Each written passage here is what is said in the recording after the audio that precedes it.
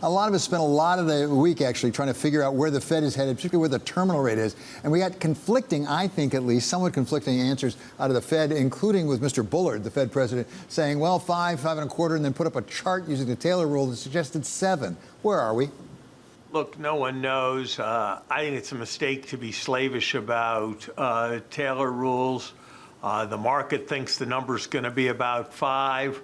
I look at things and my sense is there's more room for that to be too low than there is for that to be too high. But it's pretty clear that we've had the big moves on this cycle, and now we're going to be finishing that process off. My view is that there's more risk from stopping prematurely and not really curing inflation and setting the stage up for a reacceleration of inflation after it comes down. I see that as a bigger risk than going too far, because going too far would mean bringing inflation down below 2%, and that still seems to me like an awfully remote risk starting from where we are. But I think that the Fed has this in the right place when it says that they're going to move up somewhat more, and they're going to take stock of the situation and see what the inflation data is saying and seeing what the inflation forecasts are saying when we get to the spring of next spring of next year.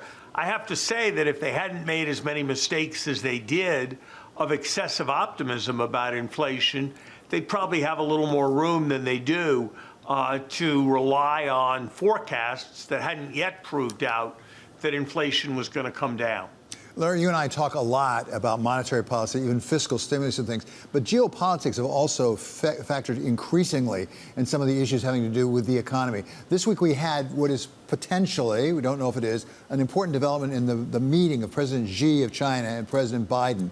What do you make of those discussions and even ongoing discussions? Because now we have the USTR, Madam Tai, actually meeting with her counterpart. What do you make of the situation with China right now in the United States? Look, as Churchill famously said, jaw is a lot better than bang bang. And so the fact that they had a meaningful conversation that lasted more than 3 hours, the fact that they both came out of the conversation with a sense that there had been satisfying dialogue, the sense that there are some follow-on steps, I think that's all to the good. What it's really going to mean, what really is going to happen, is there going to be constructive movement out of those dialogues? I think that's something we're going to have to wait and see. But I'm encouraged by what I saw, and I think it means that President Biden's whole trip has to be regarded as a success. The United States back in the game with respect to climate in Sharm el-Sheikh, the meeting with Xi. I don't think this G20 will be long remembered, but at a very vexing moment, there could have been some kind of breakdown, and there certainly was not that. Well, as a minimal thing, I've read some places, people say at least there is a G20. I mean, they came out with a joint communique, and it was fairly tough on Russia, I think it's fair to say. And the reporting behind the scenes is that some of the developing countries like Indonesia and India helped drive that process, which might, I don't want to overread it, suggest that maybe we're taking a half step back toward multilateralism. I think we are. I think that what Russia has done has really shocked the conscience of the world and has affected very, very many countries. We'll have to see how this plays out. I think we need to remain aware that in the original vote in the UN General Assembly, there were countries with more than half of the world's population who abstained onto Russia's side, who declined to join in condemning Russia. So I think we've got a lot of work to do, and we in the United States tend to be a bit over-optimistic about the extent to which all others see us as in the benign way that we see ourselves. It's such an important point, and it takes me back at least to China, because it seems to me that sometimes we've been overly optimistic. I mean, for example, going back to the time we admitted to the WTO, we thought China was going to become more like us, and then we go over to the other extreme of being perhaps overly pessimistic about China. I guess my question for you as former Treasury Secretary, among other things, how do we play both sides of that? We don't know how we'll end up. How do we keep open the realistic possibility we can really work closely with China, but also protect ourselves against the possibility of confrontation? We in the United States probably need to be careful about our evangelizing influence.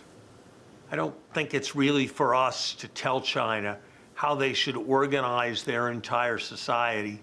I think it's for us to stand up for some of our fundamental interests in security and fair economic competition, but to leave it at that point.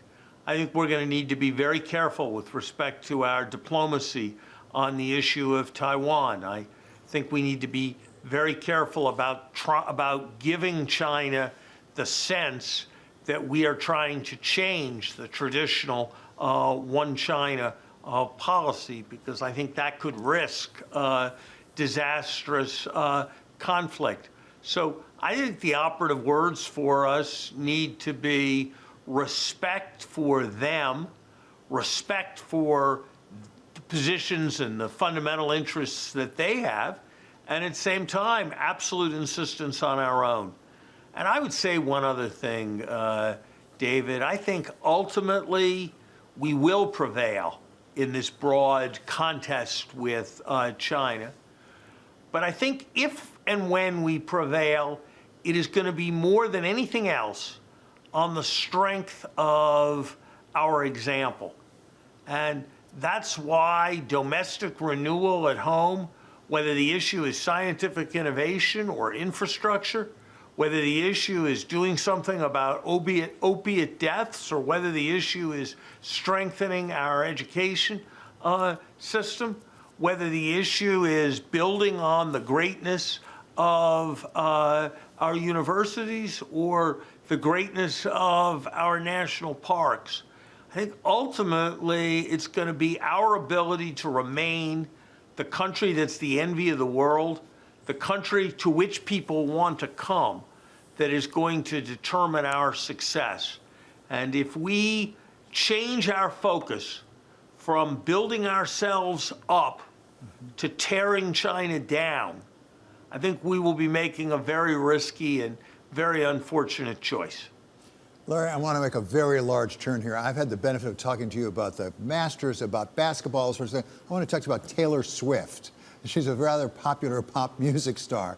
And Ticketmaster, because we now know the Department of Justice is investigating possible antitrust problems there because of Ticketmaster, which does, after all, have like a 70% market share that's been under investigation for some time.